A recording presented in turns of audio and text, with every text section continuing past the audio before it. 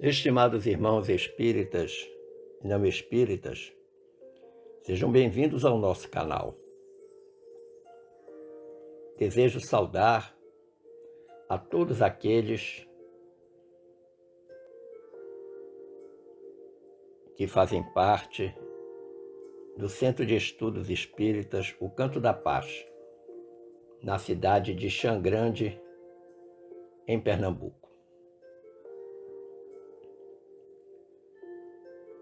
No capítulo 11 da obra Alvorada do Reino,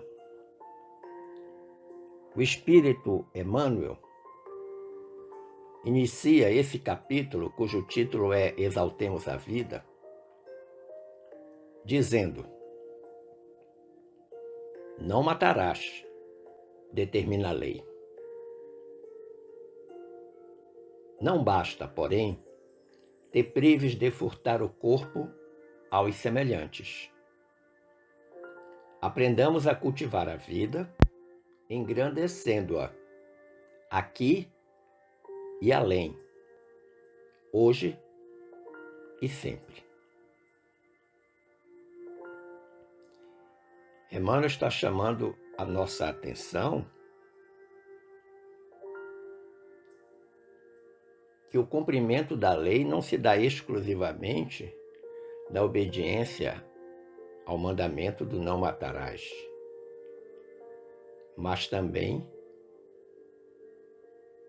quando nós impedimos a existência da vida antes que ela aconteça através do nascimento, ou seja, ainda na vida intrauterina. Então eu desejo iniciar essa nossa reflexão chamando a atenção de todos para esse importante capítulo da existência humana, que é o direito à vida. Quando Kardec perguntou aos espíritos superiores, na questão 880 de O Livro dos Espíritos, qual o primeiro de todos os direitos naturais do homem, os venerandos colaboradores espirituais responderam: o de viver. Por isso, ninguém tem o direito de atentar contra a vida de seu semelhante, nem de fazer nada que possa comprometer a sua existência corporal. Nós percebemos que nessa resposta dos espíritos superiores há um caráter abrangente, que enquadra toda e qualquer forma de atentado à vida, incluindo-se aqui a questão do aborto. Recordemos ainda, olhando o Livro dos Espíritos, que na questão 358, Kardec perguntou: constitui crime a provocação do aborto em qualquer período de gestação? E os espíritos superiores responderam: há crime sempre que transgredis a lei de Deus. Uma mãe, ou quem quer que seja, cometerá crime sempre que tirar a vida de uma criança antes de seu nascimento. Por isso, quem impede uma alma de passar pelas provas, a que serviria de instrumento o corpo que se estava formando. Inteligente e oportuna resposta dos espíritos. Primeiro, relembrando para nós que toda vez que a gente transgride uma lei de Deus, estamos cometendo um crime. E depois particularizando na questão do direito à vida.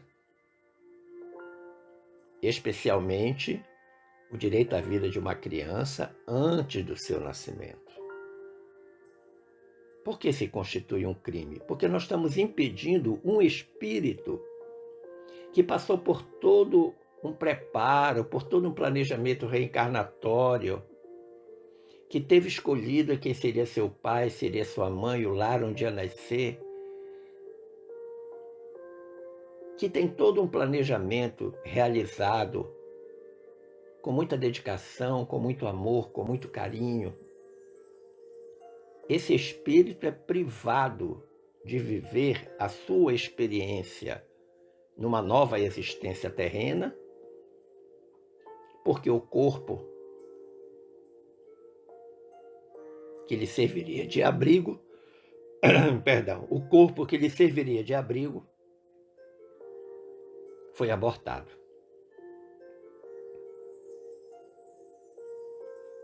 Sem dúvida, é uma situação extremamente difícil, constrangedora. Do ponto de vista científico, se nós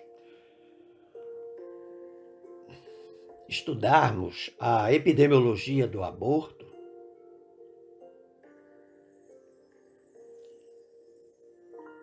nós podemos ir lá num trabalho realizado pelos pesquisadores Bruno Cardoso, Fernanda Vieira e Valéria Saraceni, que realizaram uma pesquisa que se tornou um artigo científico publicado na revista Cadernos de Saúde Pública, número 36, de fevereiro de 2020, no qual os pesquisadores dizem que, segundo a Organização Mundial de Saúde, cerca de 55 milhões de abortos ocorreram no mundo entre 2010 e 2014. E dizem mais, que 45% desses abortos foram realizados de forma insegura, ou seja, sem acompanhamento médico. No Brasil, dizem os autores, dados sobre o aborto e suas complicações ainda são incompletos. Contudo, do ponto de vista epidemiológico, foi possível traçar um perfil de mulheres em maior risco de óbito por aborto. Ou seja, daquelas mulheres que fazem o aborto, as que são mais vulneráveis ou que apresentam maior risco de óbito, de morte, são as de cor negra, as indígenas, aquelas que têm baixa escolaridade, que têm menos de 14 anos ou mais de 40, que vivem nas regiões norte, nordeste e centro-oeste do Brasil e que não têm companheiro. Não tem esposa, não tem marido, não tem alguém que seja o seu acompanhante, o pai da criança.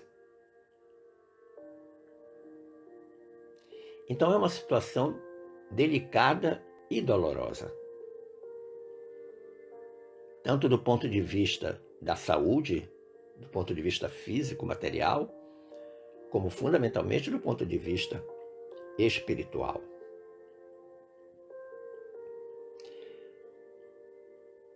As Sagradas Escrituras, a Bíblia, ela não fala diretamente sobre o aborto.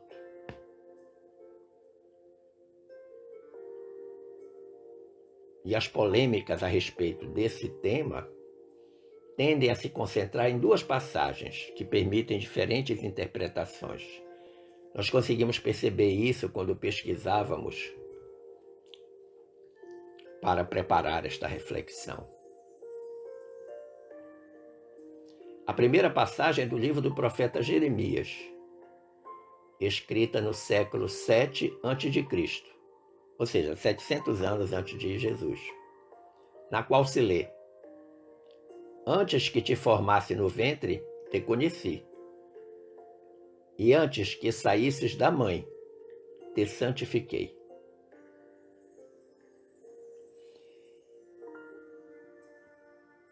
Interpretando essa passagem do profeta Jeremias, tentando desvelar o conteúdo espiritual desta passagem, a gente percebe que a palavra antes significa a verdade bíblica de que a vida humana advém de uma decisão atemporal realizada por Deus.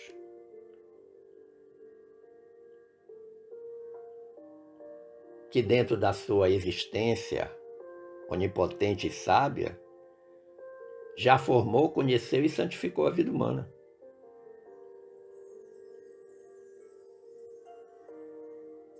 O tempo é de Deus. Ele escolhe quando quer. A segunda passagem bíblica relacionada a esse tema está em Salmos, lá no cântico de número 139, quando o salmista louva a Deus e diz que os teus olhos viram o meu corpo ainda informe. Ou seja, ainda não estava totalmente formado, mas os olhos de Deus já haviam visto aquele corpo. Nós temos que reconhecer aqui que Deus conhece o passado, o presente e o futuro.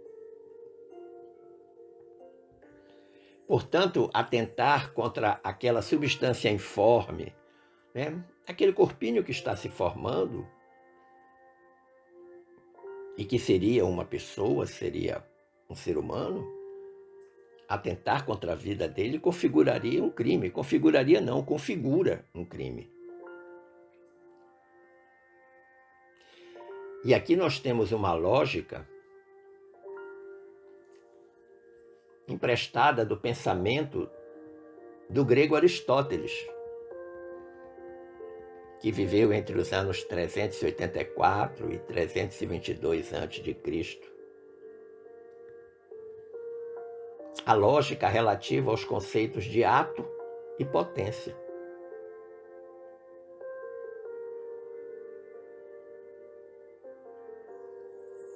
E Aristóteles usava a metáfora da semente. A semente tem potencial para vir a ser uma árvore. Tem potencial para vir a ser uma árvore. Mas se a semente for destruída por um ato de destruição, de selvageria, a árvore não existirá. É a mesma ideia que se aplica a um ser humano. Mesmo que no momento da fecundação ainda não estejam ali presentes os braços, os olhos, uma pessoa plenamente prontinha, há potencial para o vir a ser. Ali está uma futura pessoa, um futuro ser humano.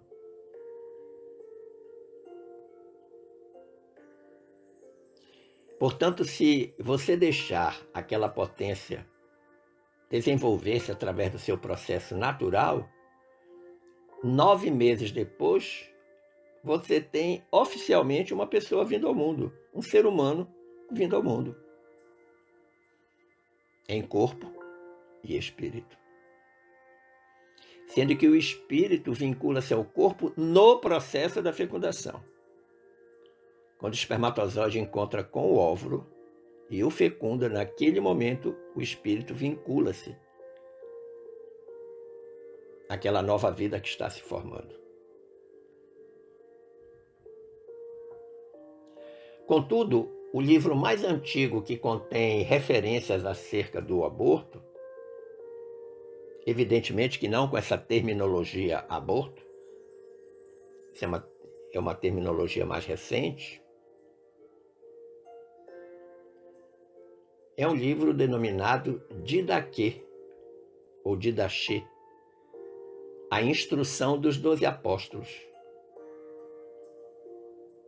Uma obra pequena de apenas 16 páginas, que contém instruções. E a instrução número 2 do capítulo 2 diz assim: não mate a criança no seio de sua mãe, e nem depois que ela tenha nascido. Olha que interessante. Então, lá no Didaquê, a instrução dos 12 apóstolos, né, essa pequena obra de 16 páginas, tem uma instrução bem clara. Não mate a criança no seio de sua mãe, nem depois que ela tenha nascido. Enquanto está no seio da mãe, a morte viria através do aborto. Depois que ela nascer, através do infanticídio. Mas você pode estar perguntando, qual é a visão espírita do aborto?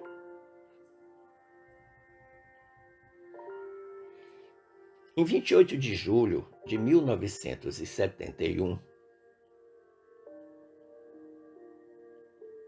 nosso querido Chico Xavier foi entrevistado pelo programa Pinga Fogo da extinta TV Tupi.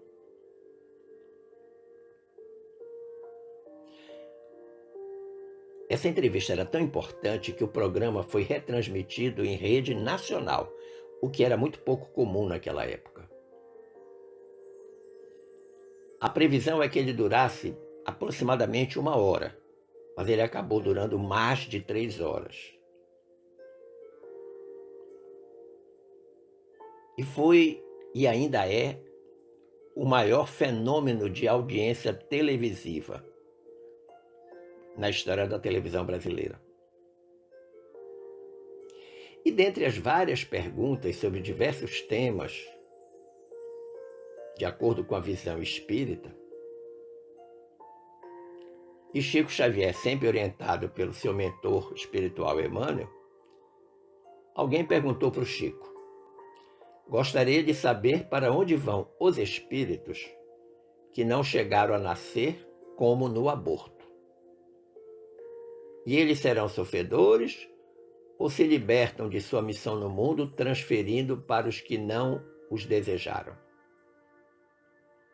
Alguém teve essa preocupação de saber o que a doutrina espírita, o que o Chico pensava sobre a questão do aborto.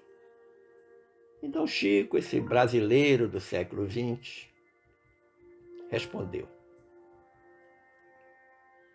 a situação do espírito que passa por um aborto dependerá em muito de suas condições mentais e das conquistas que já conseguiu 2 séculos.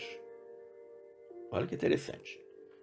2 elementos importantes para que o espírito assimile ou não a questão do corpo que ele estava a ter sido abortado.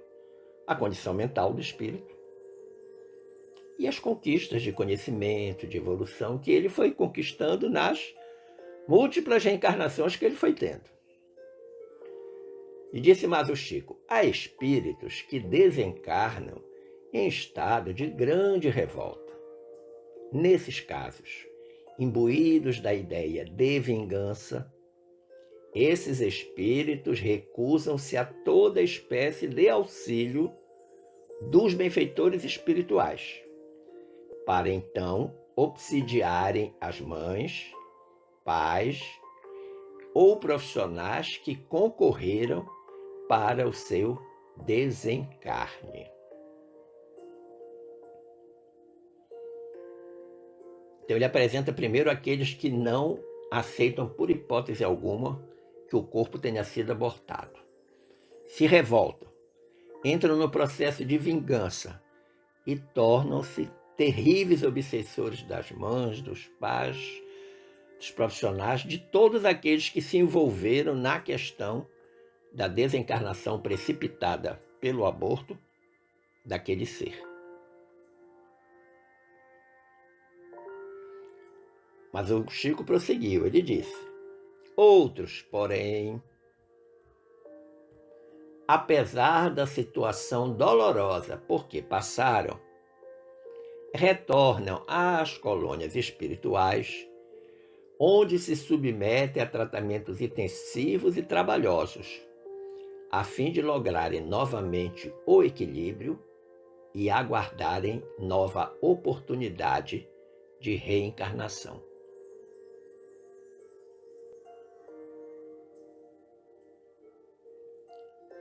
Em que pese não ficarem com a ideia de vingança, mas ficam profundamente sofridos.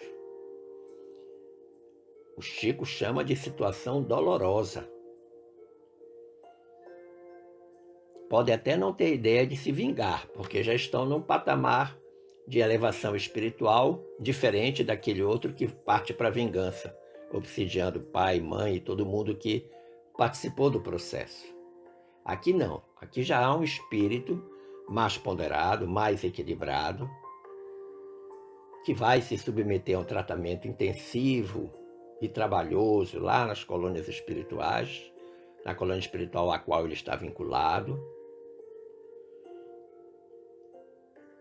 Vai se reequilibrar e aguardar uma nova oportunidade de reencarnar.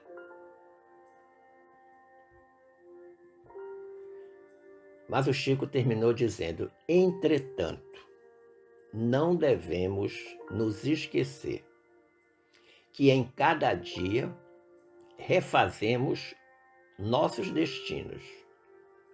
E por mais que tenhamos cometido faltas, o Evangelho do Cristo se desdobra diante de nós, com suas imensas possibilidades de redenção.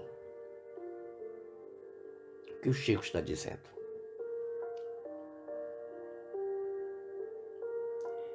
Que apesar das criaturas cometerem esse ato insano,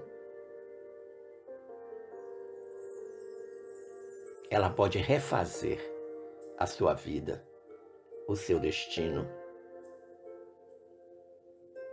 não apenas na questão do aborto, mas de outras faltas que ela tenha cometido, utilizando o Evangelho de Jesus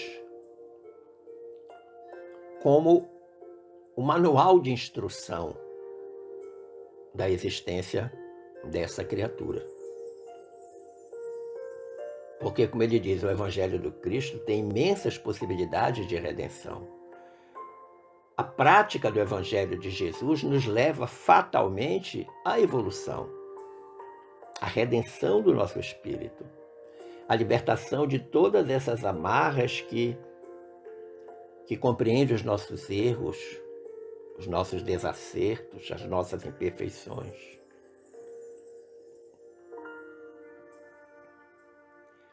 Mas existem outras contribuições dos espíritos superiores acerca do tema. Por exemplo, diz-nos a veneranda Joana de Ângeles, mentora espiritual de Divaldo Franco, lá no capítulo 22 da obra Alerta. O que diz a Joana sobre esse tema? Consequência natural do instinto de conservação da vida é a procriação, traduzindo a sabedoria divina no que tange à perpetuação das espécies. Então ela começa dizendo que a procriação, a reprodução dos seres vivos, é importante porque perpetua as espécies desses seres vivos, tanto do reino animal quanto do reino mineral. Ela diz: mesmo nos animais inferiores, a maternidade se expressa como um dos mecanismos vigorosos da vida, trabalhando para a manutenção da prole.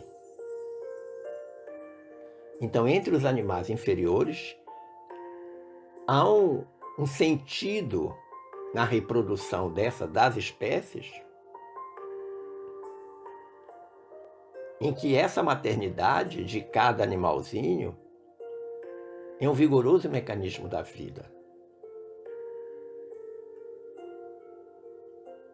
Claro que eles trabalham pelo instinto, eles não têm a razão, a lógica, o raciocínio. mas é preciso, eles entendem, não me pergunte como, que eu não sei, mas apenas sei que eles entendem que é preciso manter a prole, manter a descendência. E Joana diz mais: o egoísmo humano, porém, ela coloca uma conjunção adversativa, condescendendo com os preconceitos infelizes, sempre que em desagrado, ergue a clava maldita e arroga-se o direito de destruir a vida. Aparentemente complicado o texto. Mas o que é que ela quer dizer? Que aqueles que não querem ter responsabilidade com a maternidade e a paternidade abortam o ser que acaba de formar-se. Estão mais interessados no prazer da cópula, da relação que faz com que haja a vida, do que ter que cuidar dessa vida quando se completarem os 9 meses da gravidez. Então destrói através do aborto. E ela aponta qual é a causa de fazer isso: o egoísmo. Explicado lá no nosso Evangelho segundo o Espiritismo como uma das chagas da humanidade. O outro benfeitor espiritual que nos ajuda a compreender o assunto é Emmanuel, no capítulo 17 da obra Vida e Sexo. Nessa obra, Vida e Sexo, existe um capítulo dedicado ao aborto, que é o capítulo 17. O título dele é Aborto,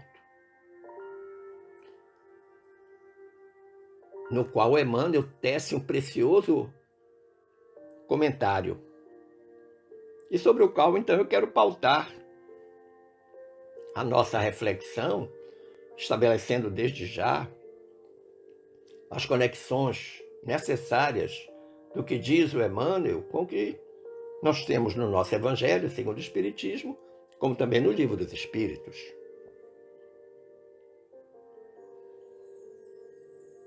O Emmanuel diz: de todos os institutos sociais existentes na Terra,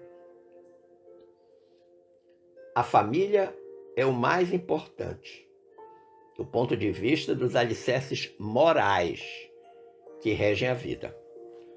Então a gente já compreende que a família é o esteio de moralidade da sociedade. A sociedade vai refletir moralmente o que moralmente se encontra em cada família. Diz o Emmanuel: é pela conjunção sexual entre o homem e a mulher que a humanidade se perpetua no planeta. Então, a manutenção da espécie, algo que a Joana de Ângeles já havia falado anteriormente, lá na obra Alerta. Diz o Emmanuel: em virtude disso, entre pais e filhos residem os mecanismos da sobrevivência humana, quanto à forma física, na face do orbe. Então, na pior das hipóteses, se a criatura não quiser pensar na dimensão espiritual, na dimensão material, biológica, física, os filhos são a consequência natural de uma família que precisam existir em face da própria sobrevivência humana. É possível, então, estabelecer uma interface entre essa afirmação de Emmanuel e os postulados que estão lá em O Livro dos Espíritos. Bem sabemos que a reprodução dos seres vivos é uma lei da natureza, sem a qual o mundo corporal pereceria, não existiria. Está lá na questão 686 do Livro dos Espíritos. Mas na questão 693 desse mesmo Livro dos Espíritos, Está dito também, tudo que entrava à marcha da natureza é contrário à lei geral. Olha que interessante. Tudo que entrava à marcha da natureza. A marcha da natureza é que as espécies se reproduzam. É contrário à lei geral. A lei geral da vida. A lei divina. Daí deduzindo-se, então, que a interrupção da vida pelo abortamento espontâneo e premeditado fere as leis divinas. O espontâneo nem tanto, porque é uma deficiência orgânica. Mas o premeditado fere profundamente a lei divina. Desde que esse espontâneo não seja às custas de extravagâncias que a gestante faça, no sentido de expulsar o feto. O Emmanuel diz ainda: fácil entender que é assim justamente que nós, os espíritos eternos, atendendo aos impositivos do progresso, nos revezamos na arena do mundo, ora envergando a posição de pais, ora desempenhando o papel de filhos, aprendendo gradativamente, na carteira do corpo carnal, as lições profundas do amor que nos soerguerá um dia, em definitivo, da terra para os céus. Olha que interessante.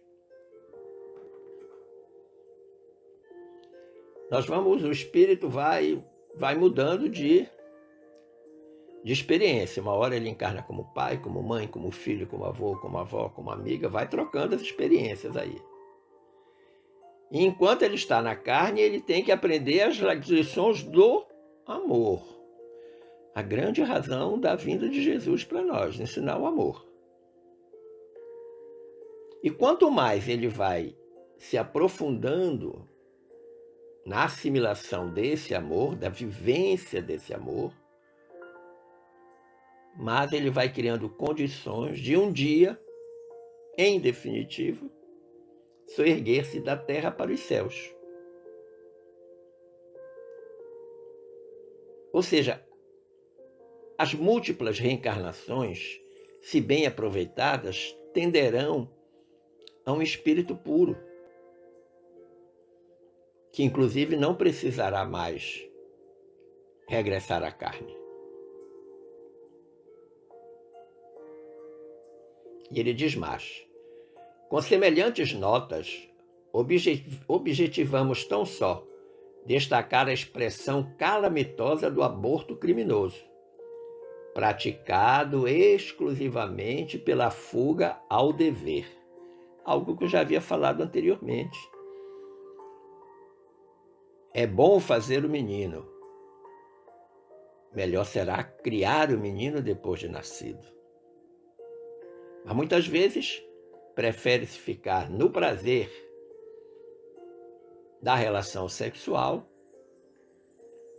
e, se porventura acidentalmente houver uma gravidez, o irresponsável aborta.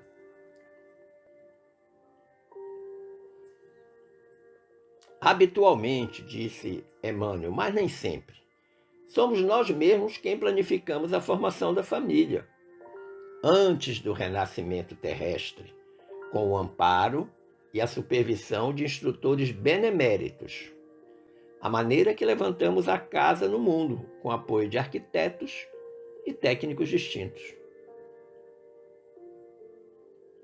Interessante essa colocação do Emmanuel. Também já havia falado anteriormente, há todo um planejamento reencarnatório antes do espírito reencarnar na Terra. Ele faz uma comparação, do mesmo jeito que alguém quer construir uma casa, e ele precisa lá do engenheiro, do pedreiro, auxiliar de pedreiro, encanador, eletricista, pintor, etc. A mesma forma, quando o espírito vai reencarnar, vai voltar no seio de uma família, há todo um planejamento. E o Emmanuel diz: comumente chamamos a nós antigos companheiros de aventuras infelizes, programando-lhes a volta em nosso convívio, a prometer-lhes socorro e oportunidade, em que se lhes reedifique a esperança de elevação e resgate, burilamento e melhoria. O que isto significa? Que o espírito vai nascer exatamente entre aqueles com quem ele precisa fazer ajustes e reajustes.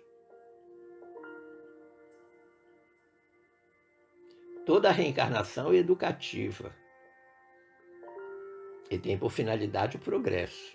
Agora, para isso, nós precisamos zerar os débitos. E claro que numa reencarnação não dá para zerar tudo. O Haroldo Dutra diz que nós já reencarnamos 600 mil vezes os espíritos que estão aqui na Terra agora. Então veja quantas idas e vindas.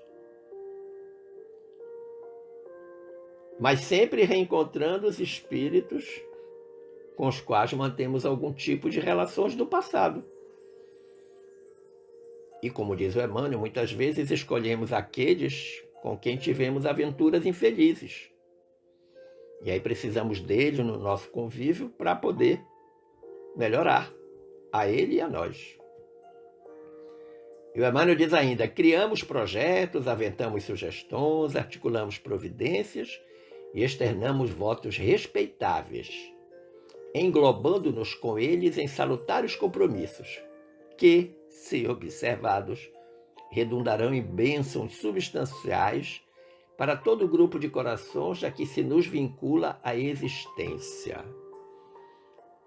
Em bom português, uma família feliz. Agora, para isso é preciso que haja participação de todos. Porque tudo é preparado. Tudo é preparado, mas tudo precisa ser executado.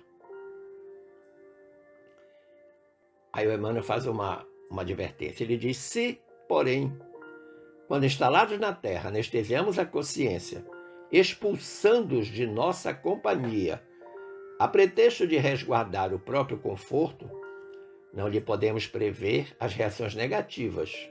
E então, muitos dos associados de nossos erros de outras épocas, ontem convertidos no plano espiritual em amigos potenciais, à custa das nossas promessas de compreensão e auxílio, fazem-se hoje, e isso ocorre bastas vezes em todas as comunidades da Terra, inimigos recalcados que se nos entranham à vida íntima, com tal expressão de desencanto e azedume, que a rigor nos infundem mais sofrimento e aflição que se estivessem conosco em plena experiência física, na condição de filhos problemas, impondo-nos trabalho e inquietação.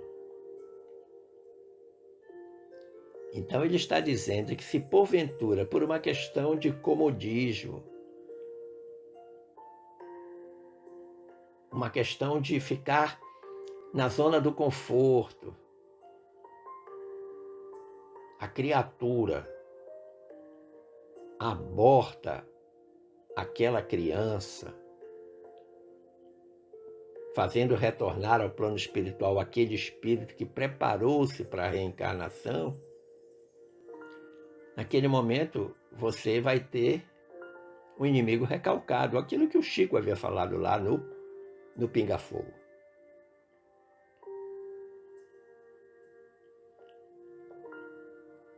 E o Emmanuel diz uma coisa interessante, que eles se entranham na vida íntima.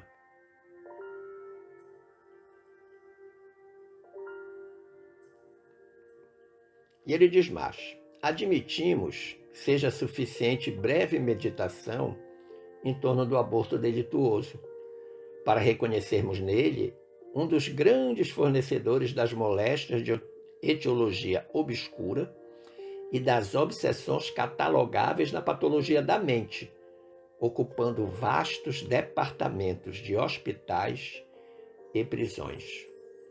Está falando das consequências. Para quem pratica o aborto. Sem dúvida, terríveis consequências, tanto do ponto de vista físico quanto do ponto de vista espiritual, abrindo espaço, inclusive, para sofrer terríveis obsessões. Lembrando do que falou Chico, pode ser que haja uma ideia de vingança no espírito que foi abortado. Mas é fato também que em O Livro dos Espíritos, Kardec fez uma pergunta muito interessante. Com a sua argúcia, com a sua inteligência, lá na questão 359, Kardec perguntou: no caso em que o nascimento da criança puser em perigo a vida da mãe dela, haverá crime em sacrificar a criança para salvar a mãe? Uma pergunta que, se fosse feita para encarnados, deixaria eles numa situação absolutamente desconfortável para responder,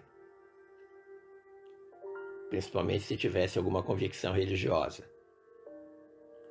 Mas para os espíritos superiores não houve dificuldade. Eles disseram: preferível é que se sacrifique o ser que ainda não existe, a sacrificar-se o que já existe. Ele está falando de existência aqui no sentido de ter nascido, já ter sido parido. Sem dúvida que é uma exceção justificável. Contudo, o sentido de risco fica à mercê da interpretação médica. É o médico que vai determinar o grau do risco para a vida da mãe, a continuação da gravidez.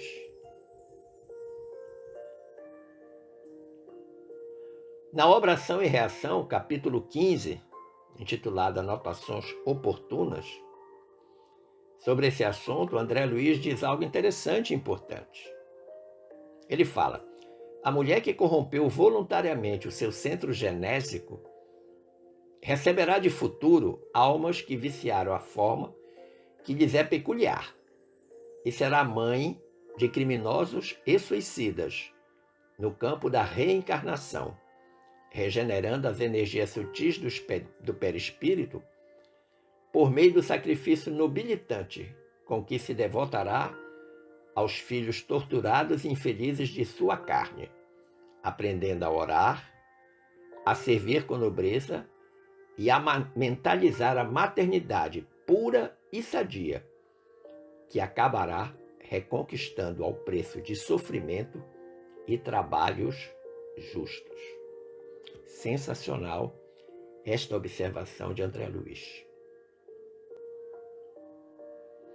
Aquela que corrompeu voluntariamente seu centro genésico, ou seja, violentou o próprio útero com a expulsão do feto através do aborto. O que vai acontecer com ela? Vai receber filhos no futuro que vêm com o mesmo perfil espiritual dela. Alguém que vai estar alinhado com o perfil espiritual dela, porque ela cometeu um erro grave. Vai receber espíritos errantes e errantes com gravidade, que ele diz aqui, criminosos suicidas. E aí ela vai receber esses filhos, vai precisar cuidar desses filhos com muito amor, com muito carinho, com muita generosidade, com muita responsabilidade.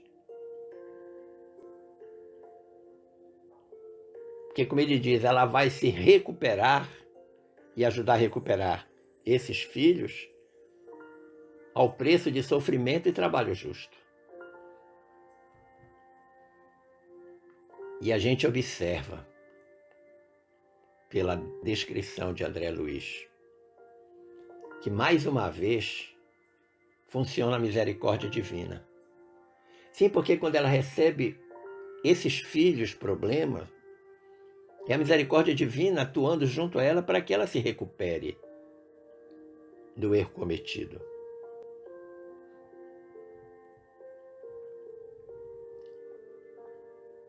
Mas é no capítulo 39, intitulado Infortúnio Materno, da obra Contos e Apólogos, de Humberto de Campos e Chico Xavier, que o repórter do além descreve uma comovente história de uma mãe no plano espiritual. O texto é longo, mas eu vou narrar apenas o preâmbulo da história. Diz Humberto de Campos: em pleno hospital da espiritualidade, pobre criatura estendeu-nos o olhar suplicante e rogou: o senhor consegue escrever para a terra? Quando me permitem, repliquei entre pesaroso e assombrado. Quem era aquela mulher que me interpelava desse modo? A fisionomia escaveirada exibia recordações da morte. A face inundada de pranto tinha esgares de angústia, e as mãos esqueléticas e entrefechadas davam a ideia de garras em forma de conchas. Dante não conseguiria trazer do inferno imagem mais desolada de sofrimento e terror. Escreva, escreva, repetia ela chorando. Mas escrever a quem? As mulheres, clamou a infeliz. Rogue-lhes, não fujam da maternidade nobre e digna. Peço, não façam do casamento uma estação de egoísmo e ociosidade. Os soluços a lhe rebentarem o peito induziam-nos a doloroso constrangimento. E ela finalizou sua história narrada entre lágrimas e balbucios, dizendo: escreva. Diga-lhes algo do martírio que espera, além da morte. Quantos quiseram ludibriar a vida e matar as horas.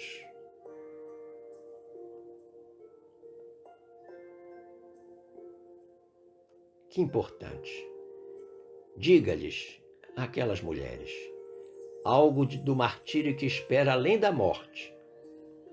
Quantos quiseram ludibriar a vida e matar as horas? Meu amigo, minha amiga, eu digo, dizer sim à vida é reconhecer-se alinhado com as leis divinas. É respeitar, inclusive, a bondade divina na concessão da vida. Sem a possibilidade da reencarnação, perde o espírito a oportunidade de evoluir. Algo que está consagrado lá na questão 357 do Livro dos Espíritos, quando Kardec perguntou quais são para o espírito as consequências do aborto. E a resposta foi objetiva. É uma existência nula e a recomeçar. Fazer tudo de novo. Portanto, esse espírito voltará e praza aos céus, pacificado em seu íntimo, para oferir nova existência em favor de si mesmo no interminável curso da evolução. Mas foi uma vida perdida.